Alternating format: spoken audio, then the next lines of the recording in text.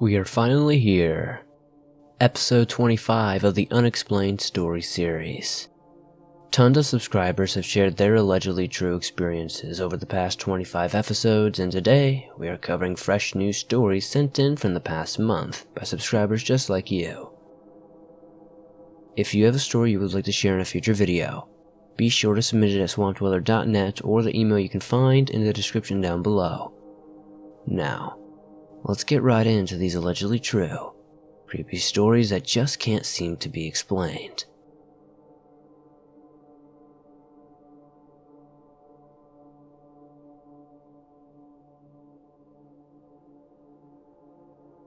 When I was around 12, it became a common occurrence for me to stay home alone and watch the dogs when my parents, brother, or both were out most of the day or night.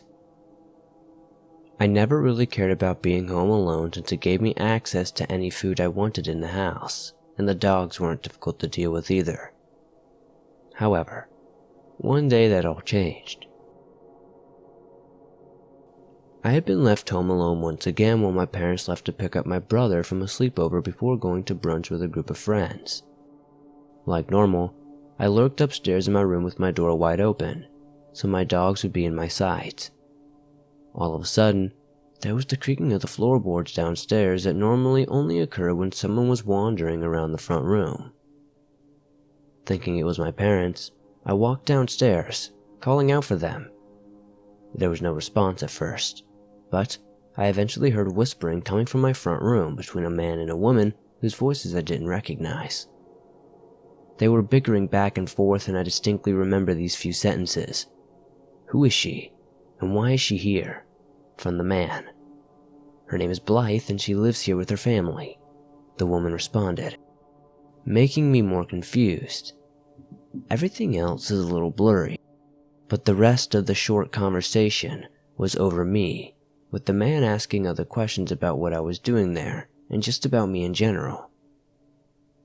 The strangest thing was that the woman never said my twin brothers or my parents' names, only mine. After the voices went silent, I peeked into the front of the room to find nobody there, which confused me because the voice had been so clear that someone had to have been there. I then proceeded to call my mom and ask if they had gotten home, yet to receive the expected no. With one last check to make sure I wasn't just blowing things out of proportion, I reviewed the section of crime show I watched, listening to see if my name or anything like that was said. It wasn't, and the voices of the actors were nothing like the ones I had heard from the front room that day. I never told my parents what happened for fear of being made fun of, but it still haunts me to this day. I still wonder who those voices belonged to, and how that woman knew so much about me.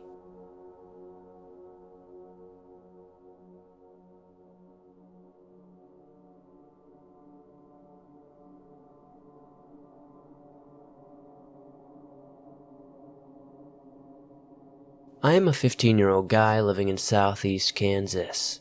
My story takes place 3 years ago when I was 12 years old.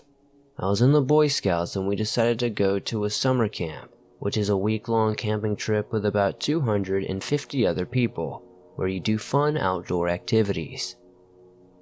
There is a mountain there that is about 2,000 feet high, and my friends and I wanted to climb it. So one night, when everyone else sat by a huge bonfire and cooked marshmallows, staying up late, my friend and I decided, a couple of days before this, that we would go up there. We were going to bring our backpacks with some food, water, and a first aid kit, and other supplies, and head up to the trail up the mountain. Halfway up, we stopped for a break and noticed something off. There wasn't a single noise. There was no wind, no bugs, and no other sounds whatsoever. We, being typical stupid 12-year-olds, decided we'd keep moving.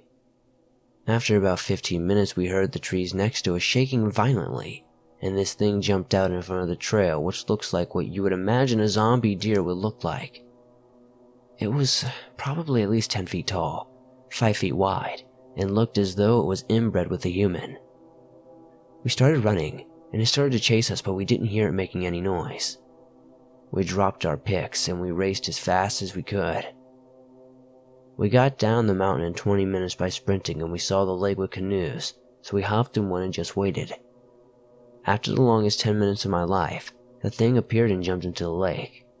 It started to scream and it looked as if it was melting and sunk under the water, so we thought it was safe to move again. Slowly, we started to walk back to the camp, and we told everyone about what we had experienced. But of course, no one believed us except for one person, a camp counselor who was in his late 50s and had worked there for over 30 years. He said he saw something very similar.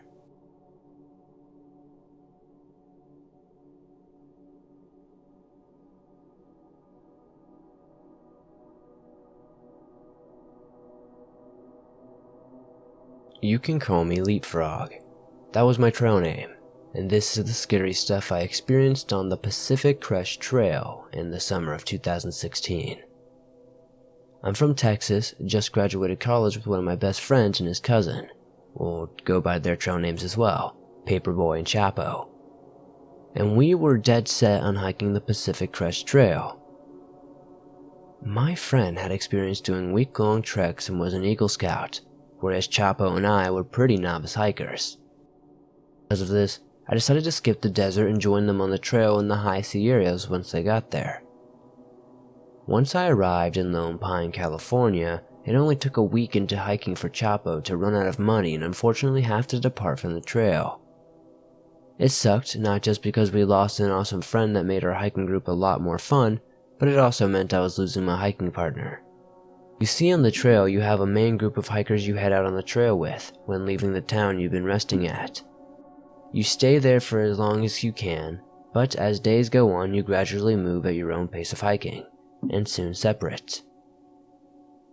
Without Chapo, I never really tried to keep up with the ridiculously fast pace of my other friends, so many days hiking were spent alone, and to be honest, it was amazing to be alone, cowboy camping under the stars in the Sierras of Northern California.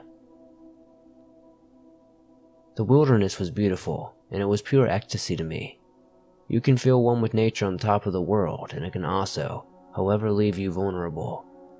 Fast forward 2 weeks, I've been hiking separated from my main group all this time. Cell service is limited, and I finally get a hold of Paperboy and he tells me to meet up with the crew in Belden, California for a music festival. I felt compelled to catch up with them there. It was 60 miles from where I was, down near Truckee, California. So I kick it into gear and try to crush out as many miles as I can. After realizing I'm not going to make it in time, and there's no real chance of catching a hitch in the middle of nowhere, I make one of the smartest decisions of my life. I get off the trail to cut across desolate dirt road trails that would seem to get me there faster. I set up camp, making some ramen and powder egg, and get to bed early as usual. I wake up to the sound of the deep rhythmic sniffing outside my tent. I hear coyotes, deer, and other animals outside my tent quite often, and making the slightest bit of noise will make them scurry off. So I hear this thing sniffing, and simply roll over in my sleeping bag. In the blink of an eye I hear a literal ground-shaking stomp and my eyes are suddenly bulging. In a matter of 15 seconds I go from curious to pure primal petrification. When I made the noise, it sounded like a person jolting to their feet, startled and defensive. The size required to make the booming stomp couldn't possibly be human, I thought. This is the realization that really makes me pee my pants. After this initial stomp, everything went dead silent. There wasn't a sound from whatever lurked outside my tent, and it's the middle of July and there were no bugs chirping. This is the point where I reached a state of complete petrification. My eyes were shaking, staring into the corner of my tent, but I couldn't move a muscle if I tried. I could barely breathe. I was very closed-minded before this experience and thought the forest and stories of spooks and cryptids were complete nonsense. But here I was, alone in the woods, no one around to hear me scream and at the mercy of some giant, quiet creep. My panic was so extreme, and I just kept waiting to hear other noises come from the stomp. I heard nothing, and eventually I just passed out from exhaustion. In the morning, I tore down my camp ASAP and sprinted to the road begging for a ride out of that nightmare. And by the grace of the higher powers, I did just that. I made it to the festival, stayed as close to my friends through the rest of the NorCal and Oregon hike, and it was nothing but smooth sailing until we got to Washington. Washington is a beast all its own. The very look of the landscape looks like a place forgotten by time. I had gotten back my confidence to hike alone and put that terrifying experience behind me. In Washington, most of our crew had dropped out and it was only me, Paperboy, and Mittens left after the original crew. Mittens and Paperboy were always the fastest, so the writing was on the wall. From the moment I stepped on the Yakima reservation of the trail to the moment I quit the trail in Skykomish, Washington, there was this unshakable, undeniable sense of being watched constantly. I would turn around 200-300 yards real quick just to get a quick view of the area. I was so sick of the paranoia.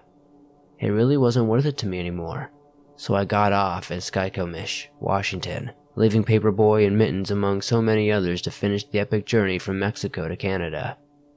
Tragically, some never made it off the trail. One man vanished without a single trace. It's spring 2019 and they haven't found any clues as to what may have happened to him. This is exactly why I feel it's important for me to share this story. Long-distance hiking is becoming more and more popular to novice suburbanites and yuppie hikers, and I'm not trying to scare you away from what is truly incredible and beautiful growing experience. However, it is far from a playground. A simple fact of the woods is there are simply things we can't comprehend. Educate yourself on the ancient history of the land, and don't just take history for myth. Always be wary of your surroundings. Listen to your gut and your primordial instincts. If something doesn't feel right, leave. As we say in the thru hiker community, the trail is always there.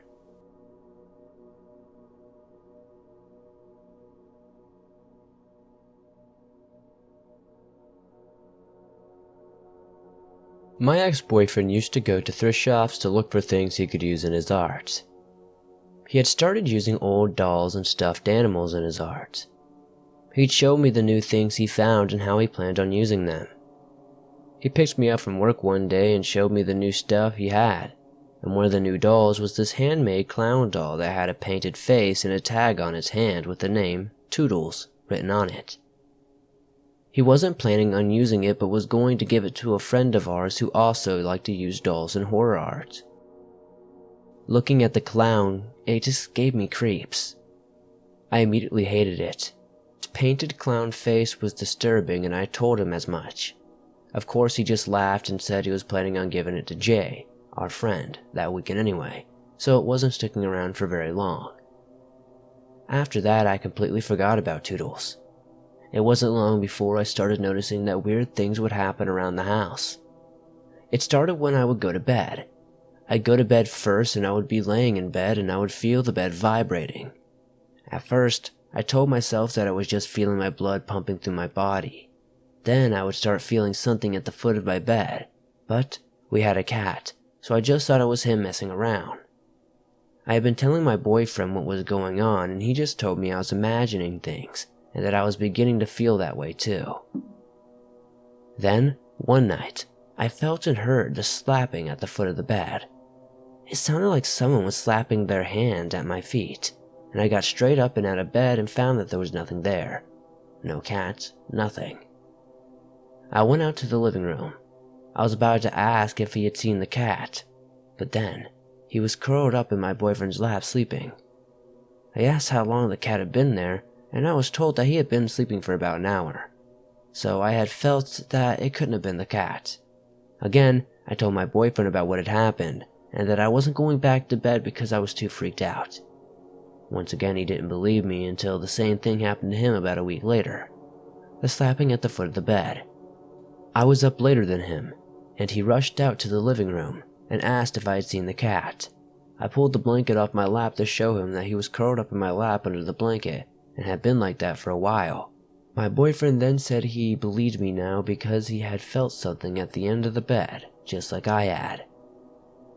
Not too long after, we noticed weird things happening. Items would be moved around the house. We'd find things in places they definitely didn't belong.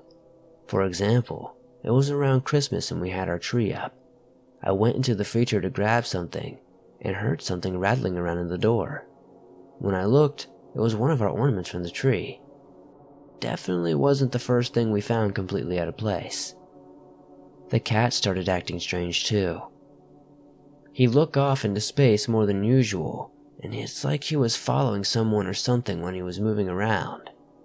My ex was starting to get freaked out by this, and decided to take a picture one day when the cat was doing this. He claims he captured what looked like a smoky face peeking out of our laundry room. He took several pictures, but the face only appears in one. The weird things continued for a while until we made a trip to visit our friend Jay to drop off the dolls to her. My ex had a box with a few things in it, and I never looked in the box.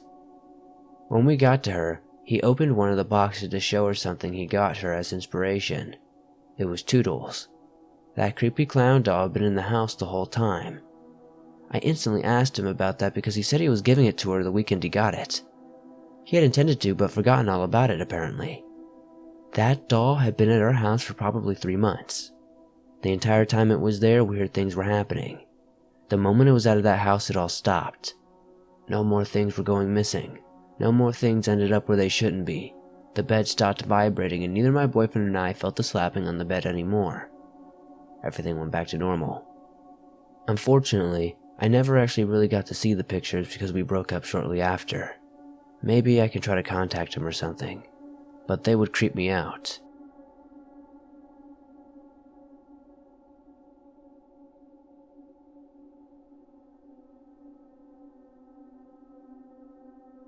I've always been fascinated with the paranormal. I'm also the type of person that hears a lot of strange things happening at a place, but when I get there, the activity seemingly stops. I've only had one incident happen, but even that was kind of iffy. It started out with me and 2 friends, which for anonymity reasons, I'll call Tim and Jessica. We were playing with a Ouija board. Stupid, I know. We were hanging out at Jessica's house at the time, and Tim was talking about how he just bought a Ouija board and wanted to use it. I was reluctant, hearing so many horror stories about them. I didn't really want to dabble in something so sinister. After a few hours of drinking beers and eating snacks, I finally gathered up enough courage and agreed. We lit some small tea candles, turned out the lights and locked the doors, and set up the board on the dining room table. We began with the Lord's Prayer as the instructions told to us for safety reasons and began asking questions. Simple ones at first. Things like, is there someone here, who are you, etc. Of course, the Ouija board answered all those questions. We then made the mistake of asking if someone bad was here or if something bad was going to happen to one of us. Slowly, the heart-shaped pointer moved to yes. We sat in silence. Then Tim asked who. The pointer moved towards him, and at that point, he removed his hands from the pointer. Now I'm pretty sure you're not supposed to remove your hands until after saying goodbye. We shook it off. Tim placed his hands back on the pointer and continued. When is this going to happen? We asked.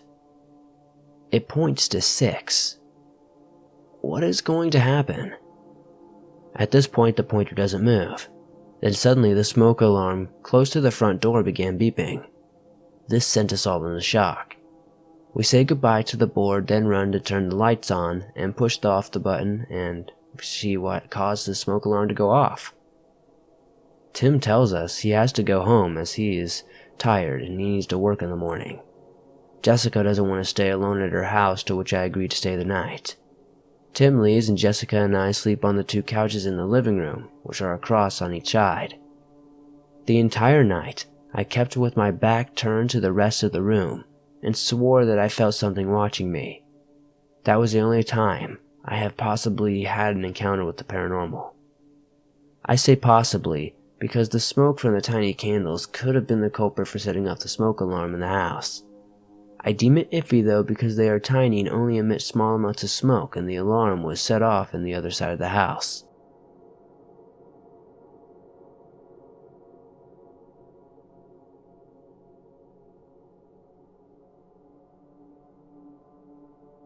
I worked at a theme park in the UK called Alton Towers.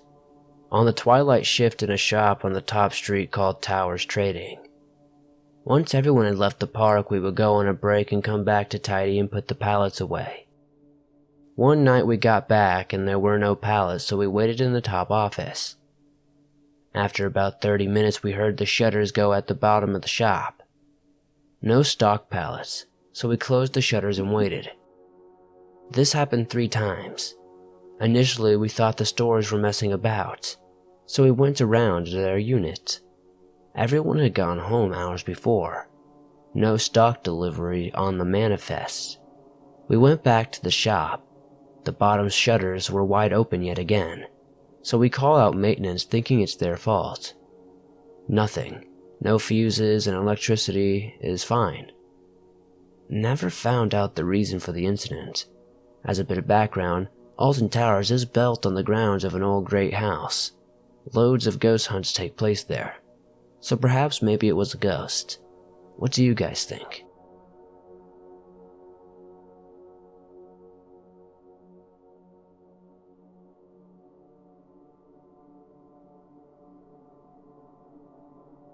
This took place around Christmas time when I was 13 years old.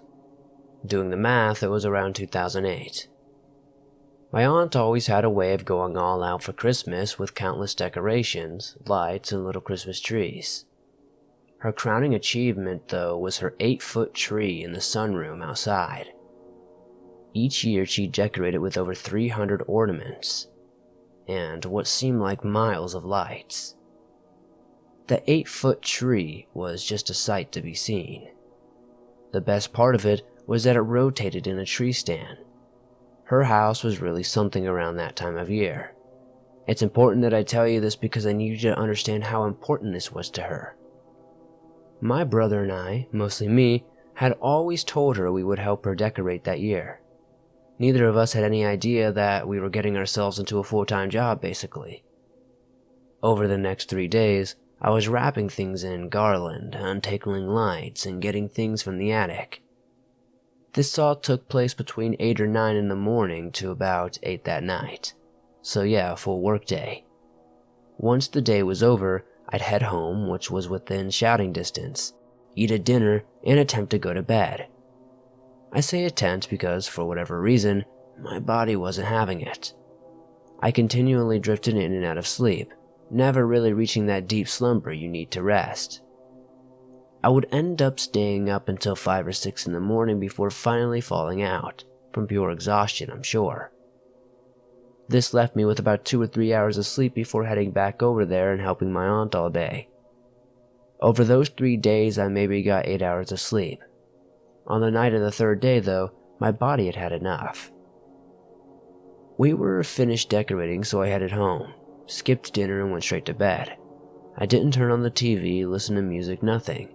I just went to bed, and before I knew it, I was asleep.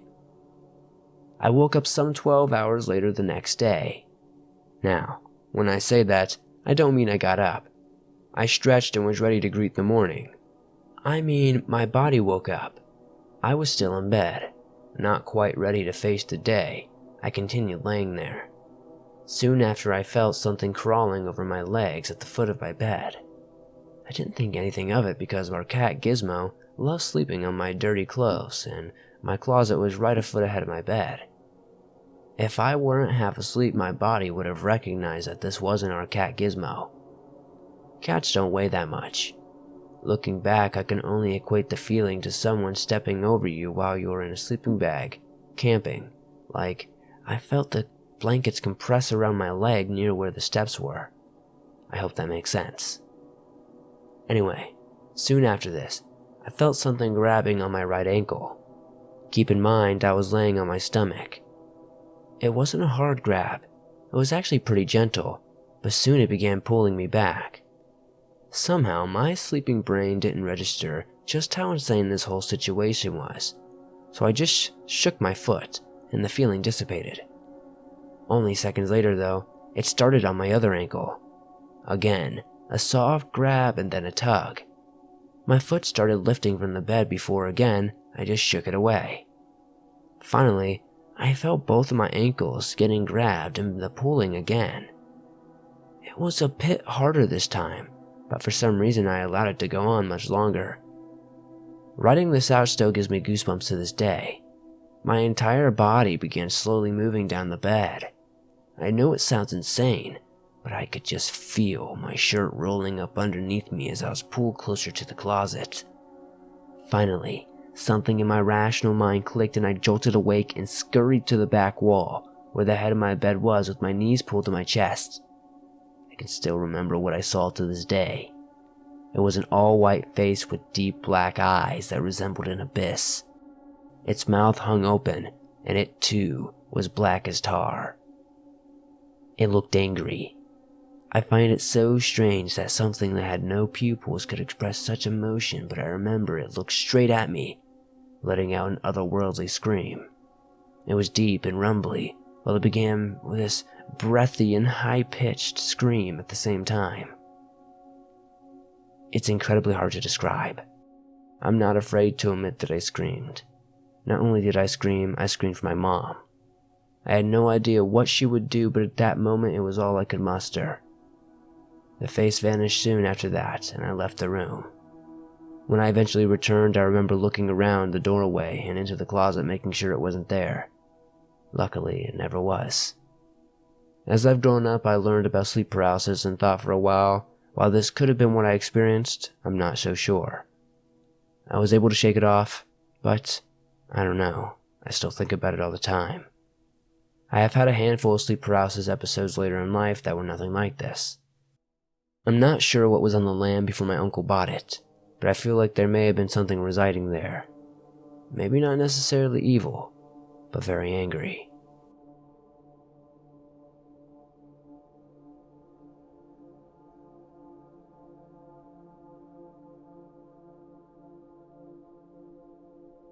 Now, I never even thought spirits and ghosts could exist until this happened. It changed my whole view of the world. When I was about 14 years old, I went up to visit my aunt and uncle who owned a B&B in the country, and the house was huge and very old. It even had the name the Longhouse. It was named this because of its incredibly long length.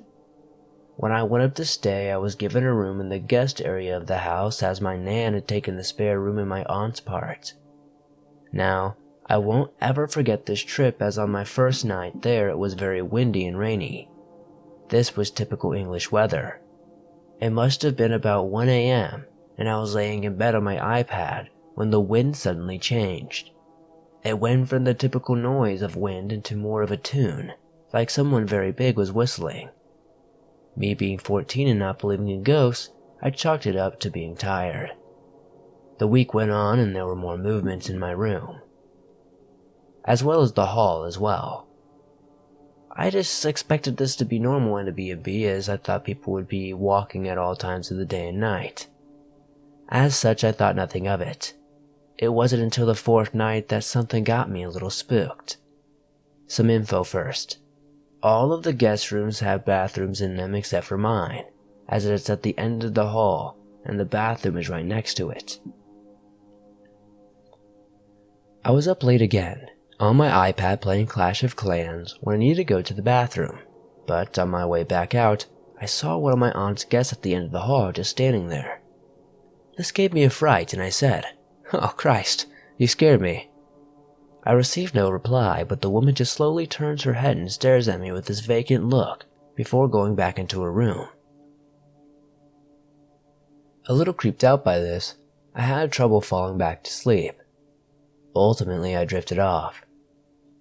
The next day, I think I slept until around 12, and when I went downstairs, my extended family were all in the main kitchen. My aunt goes up to me and says, "Good morning, sleepyhead, late night?"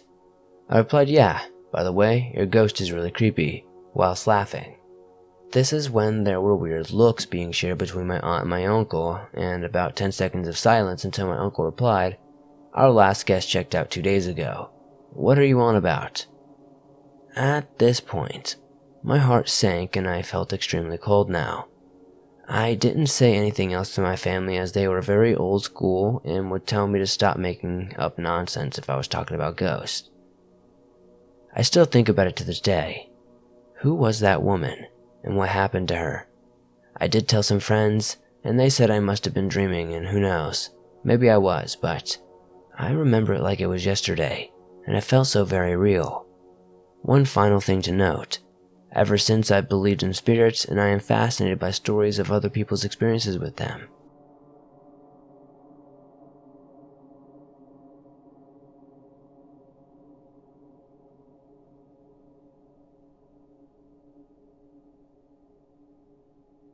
Thanks for listening to these allegedly true, creepy stories that just can't be explained. These were some truly interesting experiences to say the least. I'd not want to experience anything quite that creepy while hiking alone in the woods myself.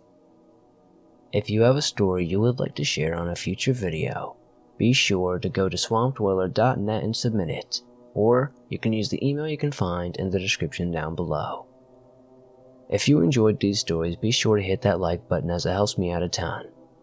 If you enjoyed this video and want to see more like this, be sure to subscribe and turn on notifications to never miss one, as I upload them almost every single day, and all things natural and supernatural. I've got a lot of cool stuff coming for you soon, including Scotland's Woods Part 3, so I'll see you soon with another creepy video.